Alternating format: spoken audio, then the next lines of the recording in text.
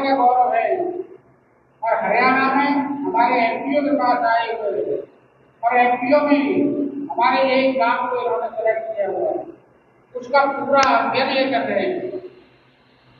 और जहां तक हमारे एमपीओ की बात है, तो आज मैं एक नई खुशखबरी आपको देना चाहूंगा। जो हमारे प्यार के किसान हैं, तो हमने एक कंपनी के साथ मिलकर प्याज का डिहाइड्रेशन करके डिहाइड्रेटेड फ्लैक्स बिल्कुल आप, तो ये मैं अपने वैज्ञानिकों से अनुरोध करूंगा एक एक हाथ में लेके इसको थोड़ा सा हमारा मनोबल बढ़ा।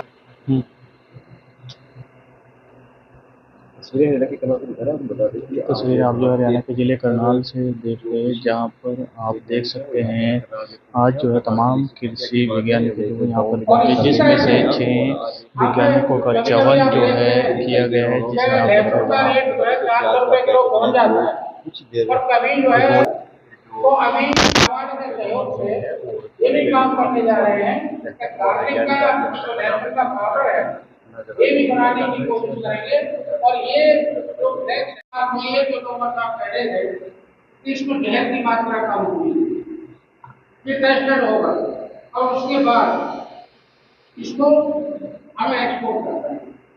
लहसुन में भी अगर पाउडर हम बनाते हैं तो ये जिस तरह से हम नमक मिर्च मसाले डालते हैं उसी तरह से थोड़ा सा लहसुन का पाउडर डालेंगे, उसको छील लेंगे और उसकी कोई जरूरत नहीं।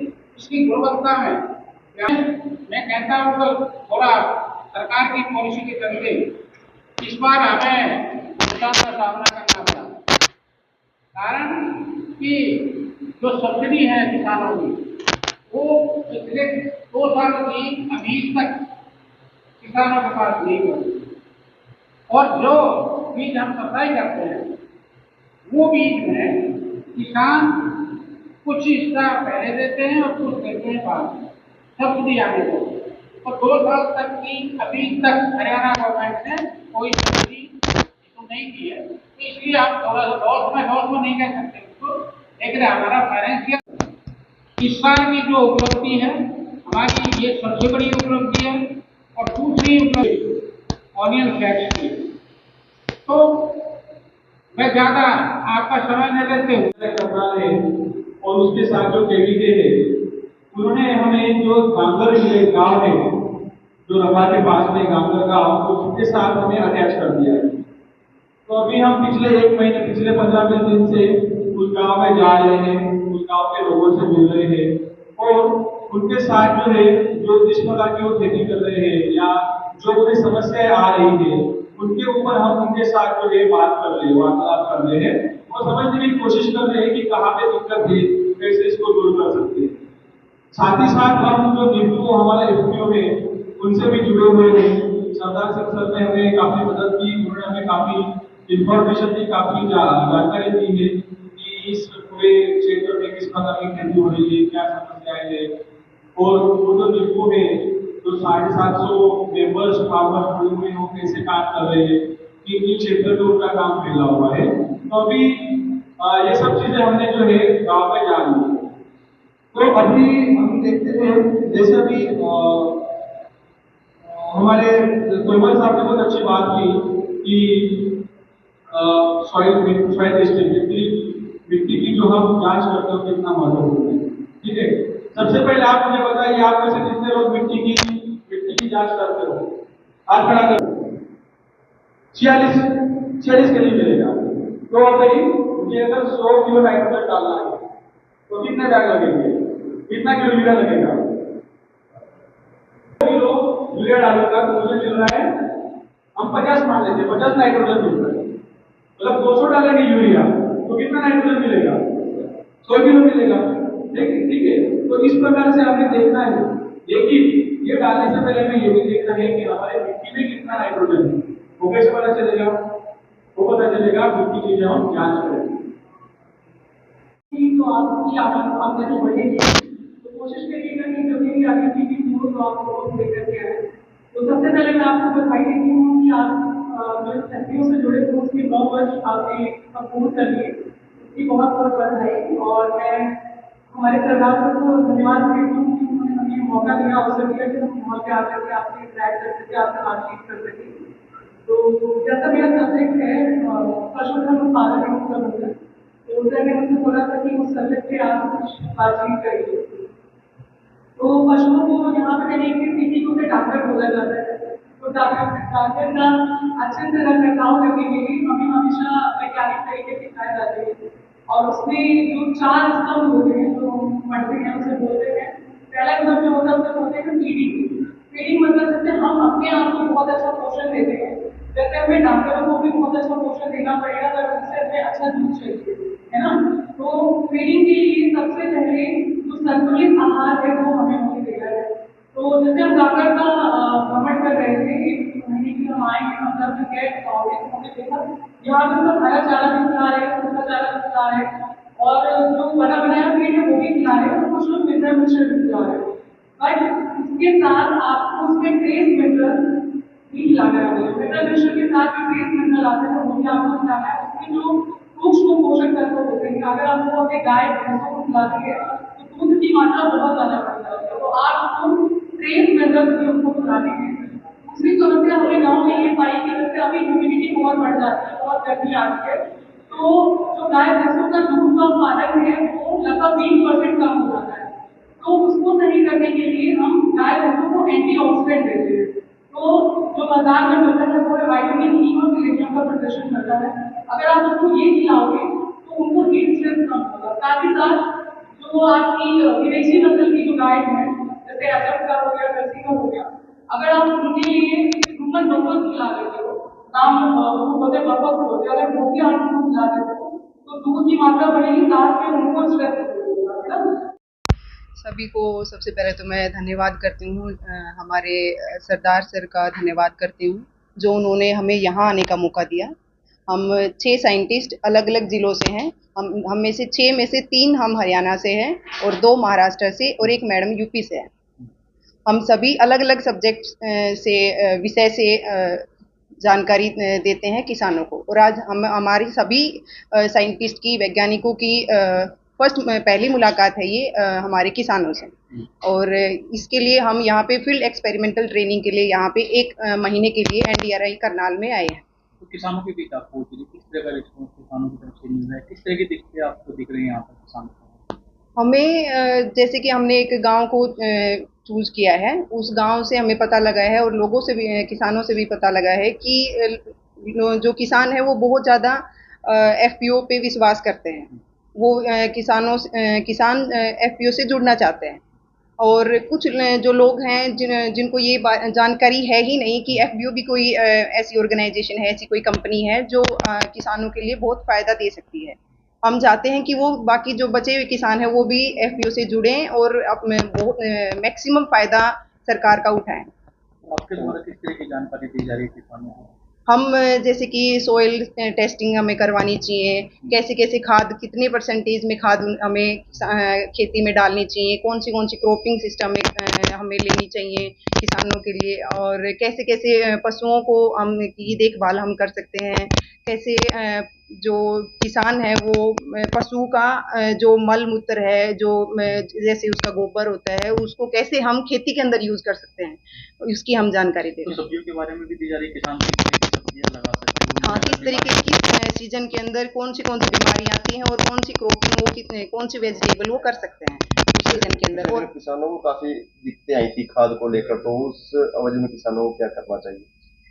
किसानों को मैं कहना चाहूँगी, किसानों को सेल्फ इंडिपेंडेंट बनना चाहिए। वो अपनी जो घर का जो वेस्ट है उसको यूज़ करना चाहिए, और उसके बाद ऑर्गेनिक जैसे फार्मिंग हम जिसको बोलते हैं वो करना चाहिए। अपनी अगर किसान खुद स्वस्थ रहेगा तो ही वो किसी दूसरे को स्वस्थ रख सकता है, तो उसको ऑर्गेनिक फार्मिंग की तरफ जाना चाहिए। और दूसरी बात रही जैसे कि खाद की, फर्टिलाइज़र की बात है, तो FPO से वो फर्टिलाइज़र ले सकते हैं। और एग्रीकल्चर जो ऑफिसर हैं, डिस्ट्रिक्ट जो एग्रीकल्चर ऑफिसर हैं, उनसे वो सलाह ले सकते हैं कि कहाँ से उन्हें वो फर्टिलाइज़र वगैरह उनके एरिया में मिलते हैं। तो किसान अपनी बात भी रख रहे हैं जिनको समस्या आ रही है? बिल्कुल, बहुत सारे किसान हैं जिनको समस्या हो रही है, वो हमें बता भी रहे हैं। जैसे हम गांव में जाते हैं तो वो भी हमें कुछ समस्याएं हैं, जैसे कि एग्रीकल्चर से रिलेटेड है, जो पशुओं से रिलेटेड है, वो किसान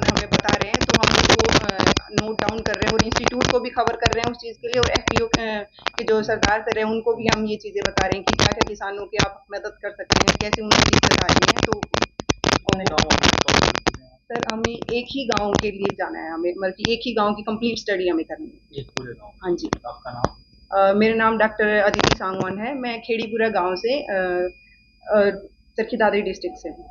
हाँ, देखिए नीलोखेड़ी फार्मर प्रोड्यूसर कंपनी जिसका रजिस्टर्ड ब्रांड नेस्को करके है, तो उसकी एनुअल जनरल मीटिंग हर साल जैसे होती आ रही है, इस साल भी इसी तरह से की गई है। और ये अगर 30 सितंबर से पहले पहले होनी जरूरी होती है हर एफपीओ के लिए। तो इसमें सभी मेंबर्स को बुलाया जाता है और उसमें नई जो कार्यकारिणी है उसका गठन भी कर सकते हैं और आगे के लिए लागू भी कर सकते हैं। तो जी, तो इस संदर्भ में आज का जो कार्यक्रम आयोजित किया गया है उसमें हमने कृषि विज्ञान केंद्र एनडीआरआई करनाल द्वारा जो भेजे गए हैं 6 नव चयनित साइंटिस्ट हमारे, तो वो यहाँ हमारे एफपीओ की विजिट किए और यहाँ से हमने मिलके एक गांव इनको सेलेक्ट करना था, तो ये गांगर गांव जो है हमने सेलेक्ट किया। और गांगर गांव में क्योंकि सभी तरह की जीरी भी है, गेहूँ भी है, सब्जियां भी काफ़ी होती हैं और डेयरी का भी उसमें है, तो सभी तरह का इसमें, और हमारे मेंबर्स भी काफ़ी उस गांव में हैं। किसान काफी खराब हुआ, वो खराब न अच्छा भी जिनको मिल सके तो ये काम कर रहे हैं। हम उसमें अपने तरीके से सीड प्रोडक्शन भी कर रहे हैं और अच्छी क्वालिटी का सीड भी दे रहे हैं किसानों को। और आप विश्वास नहीं करेंगे, हमारे पास ऐसे कई किसानों का रिकॉर्डिंग है और लेटर भी हैं जिनको हाईएस्ट यील्ड जो है हमारे यहाँ से जो बीज प्राप्त हुए हैं उनसे हाईएस्ट मिली है, लगभग 240 क्विंटल पर एकड़, ये रिकॉर्ड है। और इसके पूरी तरह से हमारे पास साक्ष्य प्रमाण उपलब्ध है। हमारे एपीओ में इस समय 752 किसान हैं आज तक की डेट में, और सभी किसानों को हम कुछ न कुछ रूप में, कहीं सीड प्रोडक्शन का है, कहीं फेरोमोन ट्रैप का है, तो फायदा हम दे रहे हैं। और फेरोमोन ट्रैप से हमारी कोशिश ये रहती है कि हर संभव किसानों को ये जानकारी दें कि आप जहर मुक्त खेती करें। तो वो काफी किसान थे कि हमने अभी एक मल्टीपर्पज हमारे एफपीओ में फेरोमोन ट्रैप निकाला है जिसमें जो फेरोमोन का भी काम करता है और सोलर लाइट का भी करता है। तो ये रात होगी तो अपने आप जो है वो ऑटोमेटिक जल जाएगा और दिन होते ही अपने आप बंद हो जाएगा। और इसमें ल्योर भी जो फेरोमोन के लगाए जा सकते हैं, और इस तरह का हम अपने किसानों को दे रहे हैं और पूरी तरह से एक ही काफी है 1 एकड़ में लगाने के लिए। तो ये इसकी कीमत कुल जो है 1150 रुपये है। जब पहले जो लाइट ट्रैप की कीमत जो है सरकार ने निर्धारित कर रखी थी तो भाई 5000 6000 और हर कंपनी दे रही थी। आज किसान दोनों मल्टीपर्पज ये सोलर ट्रैप और फेरोमोन ट्रैप यूज कर सकते हैं, और इसमें हॉर्टिकल्चर डिपार्टमेंट 75% सब्सिडी भी दे रहा है। यानी किसानों को कुल 200-300 रुपये का ही खर्चा करना है और पूरी तरह से आप फसल को सुरक्षित रख सकते हैं बिना किसी जहर के, बिना किसी फर्टिलाइजर के, बिना कोई पॉल्यूशन, वातावरण प्रदूषण से मुक्ति पा सकते।